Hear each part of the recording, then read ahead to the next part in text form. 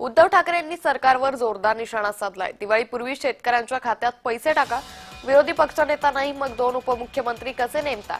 प्रत्येक जिल्ह्यात जाऊन शेतकऱ्यांना भेटणार। उद्धव ठाकरे हे महाराष्ट्र दौरा करणार असल्याची माहिती त्यांनी दिली आहे। आज आपला मायबाप शेतकरी, ज्या शेतकऱ्यांनी कोरोनाच्या काळामध्ये माझं अर्थचक्र पेललं होतं, महाराष्ट्राचं अर्थचक्र पेललं होतं, तो संकटामध्ये इकडे तुम्ही बाबूगिरी करू नका, खरडेगासी करू नका।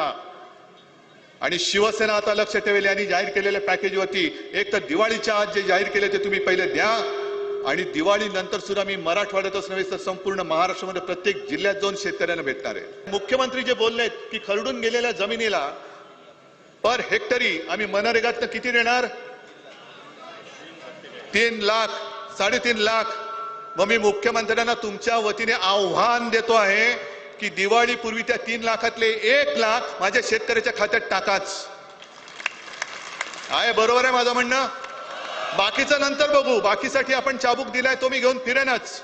विरोधी पक्ष नेतेपद नेमण्यासाठी जर कायदा कानून नियम लागत असेल तर उपमुख्यमंत्री कसा नेमला जातो?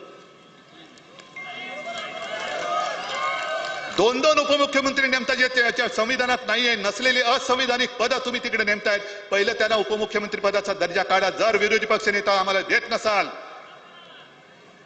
तर दोन्ही उपमुख्यमंत्री साधे मंत्री म्हणून फिरले पाहिजे। त्यांना उपमुख्यमंत्र्यांची मस्ती करता येणार नाही। आम्ही त्यांना उपमुख्यमंत्री मानायला तयार नाही, हे आज मी जाहीर करतोय।